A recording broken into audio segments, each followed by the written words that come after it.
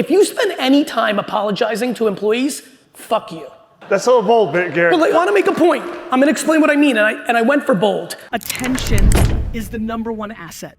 It's the best leaders in the world take the pressure and stops with them, and they convert it underneath them. The worst leaders in the world feel pressure and pass that shit down. And a lot of you do that, real talk. And then you're like, oh, I'm sorry, I was stressed, I lost. You go in if you spend any time apologizing to employees, fuck you. That's a little bold, Gary. But I want to make a point. Listen, if you're excusing behavior where you're yelling and screaming at people with an apology, you are not as good as you think you are. I don't care how much money you're making. And I highly challenge this group of winners to get stronger and be an actual leader. And when you have pressure coming to you, AKA losing an employee, losing an account, losing a pitch, and I challenge you to have it stop with you and convert it to self-reflection and compassion and empathy. Do you thank your team massively for the efforts of trying to win a pitch when you lose it, or only when you win it? Fear is a short-term motivator. I want to open up to questions from the audience. Thank you. That was great. That was fantastic. Thank you. Thank you. Are there questions from the audience? We got microphones. There's one right over there. Oh, all right, get this in the back and then we'll get her. How are you, my friend? Give me your name. O'Brien. O'Brien? Yeah. Like last name? Except it's my first name. Epic. We call him OB. I like that. O'Brien, it's a real pleasure, brother. How are you? Hey, good. Thank you for coming.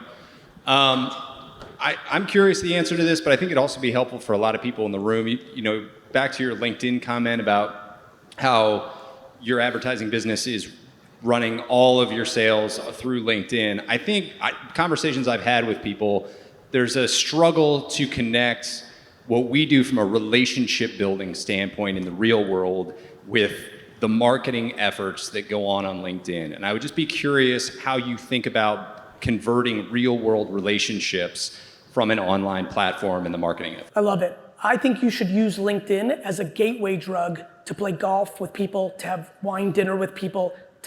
I think, to your point, O'Brien, I don't think people realize all I want LinkedIn for is the attention. But what you put in the creative will be the variable of your success. So when they make a post from the master, account, if you then put, hey, first 8 people that email me, I've got a steak dinner for you to talk about this in depth or any other business things, here's the RSVP way, you've now taken digital and used it as a gateway drug to do physical. So all I want to do is create the arbitrage of getting attention to convert into however you convert. I don't get $20 million fee scopes just from the LinkedIn. I get the attention of saying something smart, and then they hit me up. And I'm not talking about using LinkedIn the way you might have tried in the past, which is spamming people and sending them messages. I'm talking about putting out meaningful content in the feed, because LinkedIn is now a content platform that happens to have recruiting on it. And so that's how, Brian, right? You use the content to spark the conversation, to then do the golf, to do the steak dinner, to do the whatever you want to do. Like, always willing to do a 15-minute Zoom for free to talk about this a little deeper if this can help you, even if it doesn't. I go right at it. I have unlimited things where I'm like, I'm not here to be transactional, but I'm not Mother Teresa. I'll spend 15 minutes with you and go deeper into what I just talked about there. I understand that you may not hire me because of that, because you're already in another partnership, but I'm gonna leave a very strong deposit as a human being in our 15 minutes on Zoom or a 30-minute coffee at Starbucks that hopefully in 3 years or from word of mouth leads to something. So I think there's a way to be transparent, but also be incredibly intellectually generous. That's great. Question over there. Is it on? Hi, Gary. I'm such a big fan of yours. Thank you. What's your name? Birthday today, so if we could get a picture later, I would love that. I'm in. Kidding. What's your name? I'm Jessica Bass. This is my first producer event here.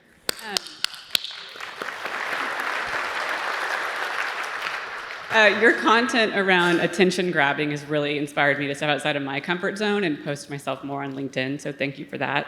But my question is really around Gen Zers. You talk a lot about them being lazy and just kind of poke myths and some of those stereotypes of Gen Zers. But and real quick, because I just want to make sure this lands, I actually don't think there are any, I know unlimited lazy boomers and Gen Xers.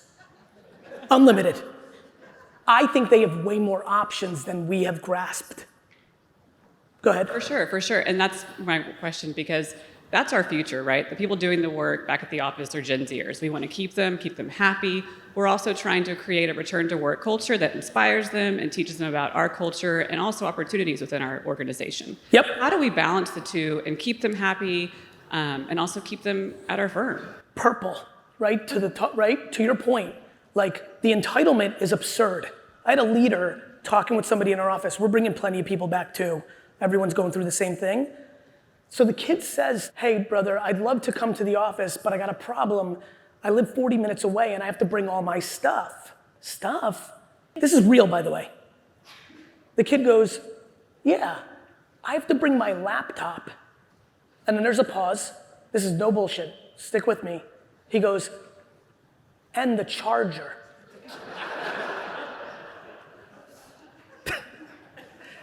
So I'm with you. I'm aware of where we're at. I believe it's a game of numbers. To answer how I'm solving it for my organization and all my startup and all the boards I'm on and all the companies I'm involved in, I'm just telling them, find, you got to kiss a bunch of frogs to find a prince.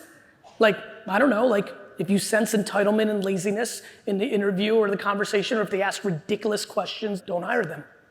Like, to me, I love merit. Like, merit. But I think the mistake we're making is we're labeling them. That's like labeling all women. It's crazy what we're doing with this generation. We all know that labeling in groups is terrible. And by the way, Gen Z is contributing heavily. They've got all sorts of feelings of everybody older. Like the greatest way to be happy is number 3 in the world. The greatest way. By the way, if you're not 100% happy as you sit here today, I've got the medicine for you and it's free. It's called number 3. The second you realize that you are fully in control of your life is the second you get happier. When you think the president has an impact on your success, that means you're a loser.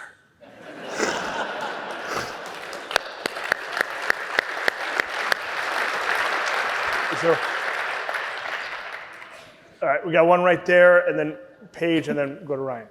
Hi, Michelle. Michelle. Just because you just hit on accountability, can you talk a little bit about what you view and how you define accountability versus responsibility? Because I think accountability is a little bit of a scary word for people, and I think maybe for some of those in this room, as I'm a newbie, so I'll go out on a limb and say that. But I've heard you talk about accountability, and I like your honesty behind it and the challenge behind it. Can you just share your thoughts? With the way you asked the question, my belief is that if we all agree that something is my responsibility and it does not go well, then I need to be 100% accountable. Like, the amount of leaders and CEOs and leaders I talk to that will tell me the reason this year went bad was, well, their head of sales was just shit the bed, or my CFO, like they just keep talking. And literally I wait, I eat it, I rope a dope, little Muhammad Ali, George Foreman, and then I go in for my move. I'm like, you hired them. You are allowed to fire them. I have good news. 100% of the problems in your business are your fault.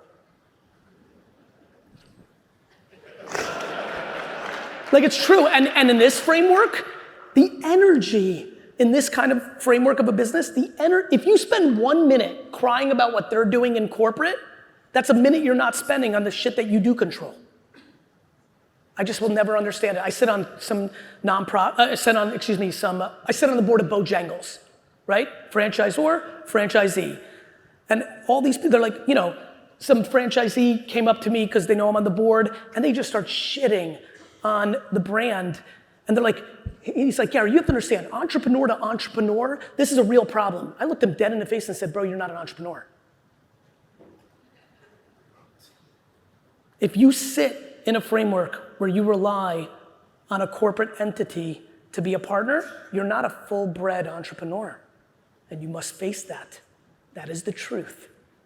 I said to him right to his face, I said, if you're an entrepreneur, you would start, instead of having a franchisee of Bojangles, you would start Schmo Shangles. And this goes back to self-awareness, period. So what do I think about accountability? I think it stuns me with all the shit that's going on in my life, how happy I am. And when I deconstructed that over 25 years, number 3 is the game. It gets really good. It's why everyone's so unhappy right now. They actually believe all the propaganda in media and social media that everybody but themselves is in charge. You don't like the school? Take your kid out. You don't like America? Fucking move.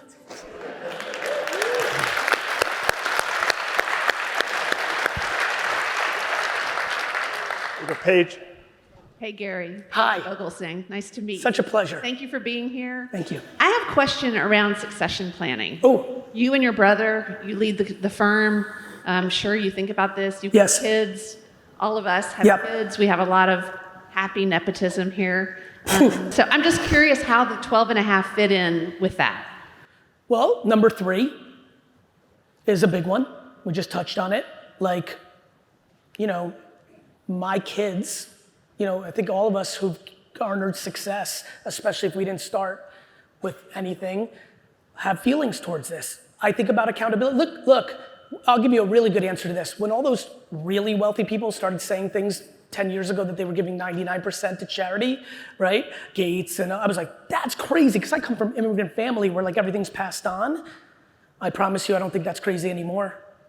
You know, what do I think about succession plan? I think it's about parenting. I'm thrilled to talk about it in the macro.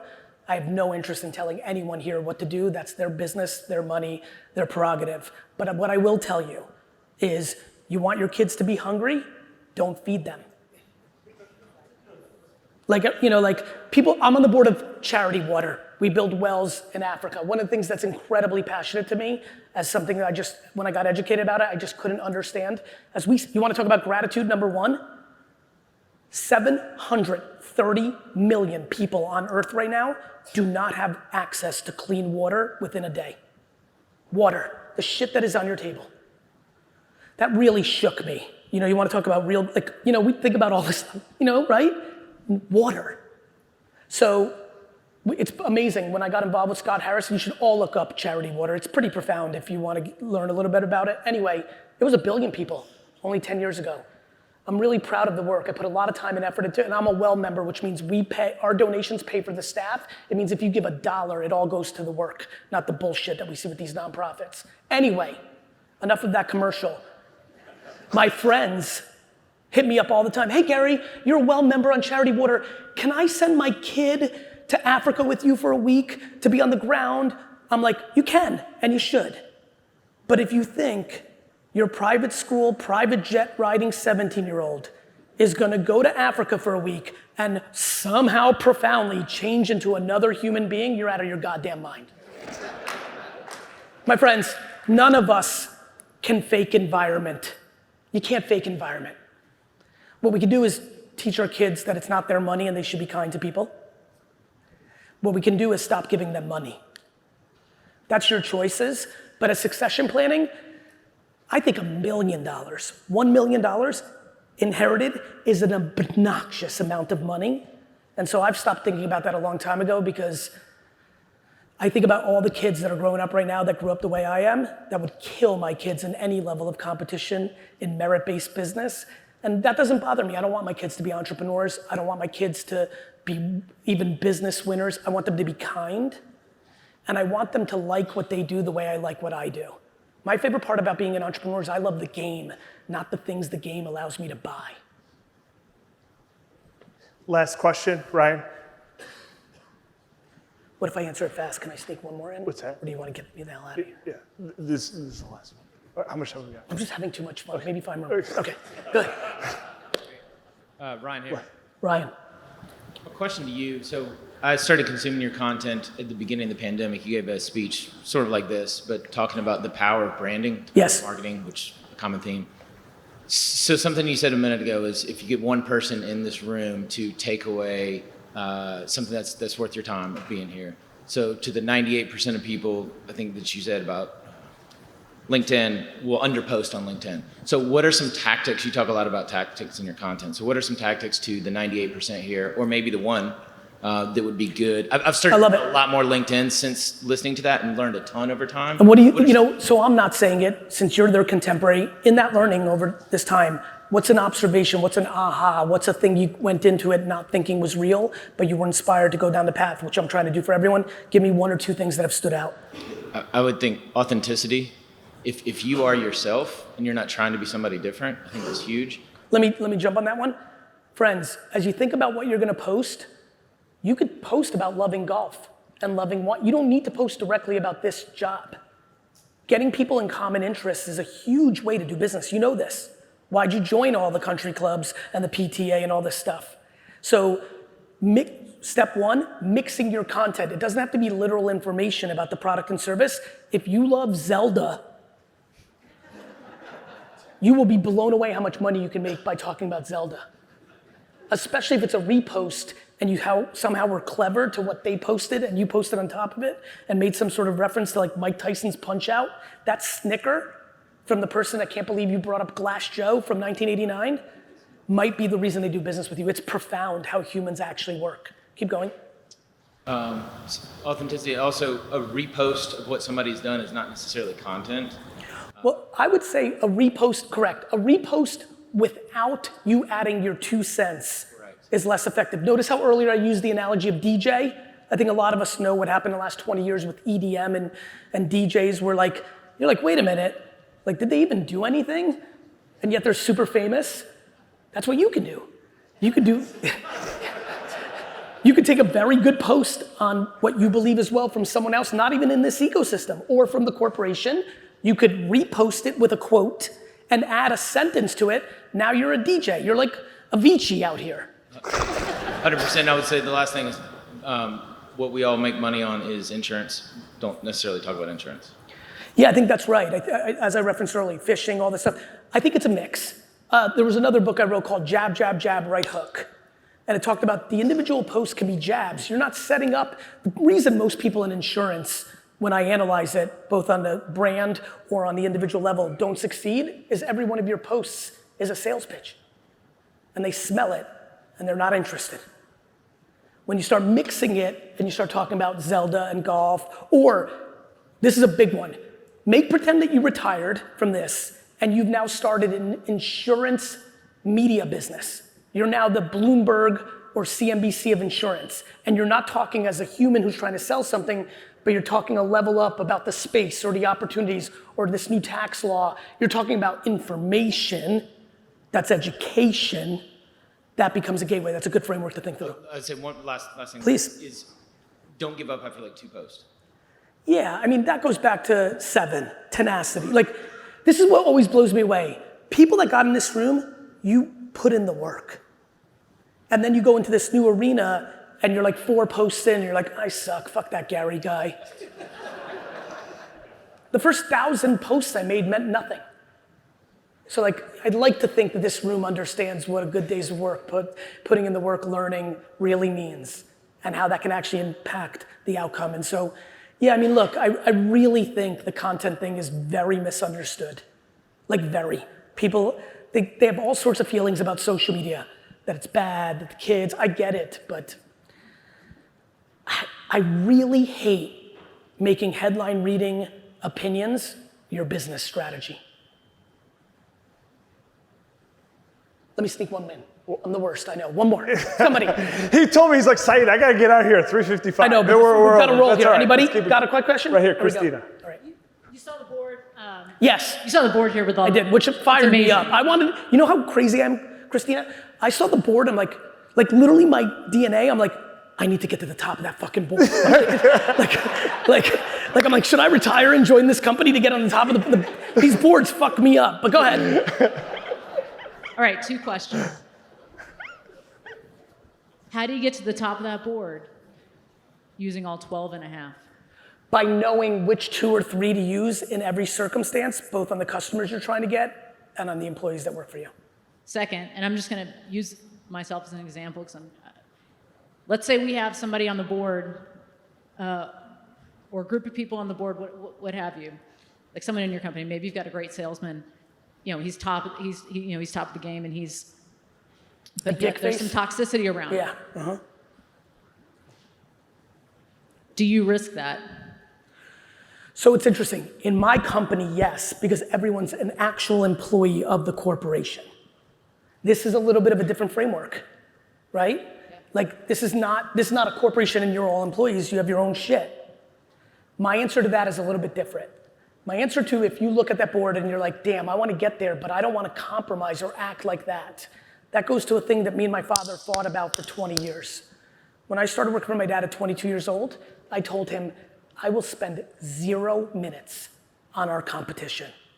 He thought that was the craziest shit he ever heard. He was obsessed with what every liquor store in New Jersey did and what they got. Did they get a better deal on this vodka? Why didn't, he just spent all his energy on everyone else. I said, Dad, the only people I'm gonna pay attention to is first our employees, second our customers, and way down here, number 29, I'll have a sense of what the competition's doing because you never wanna be delusional and audacious.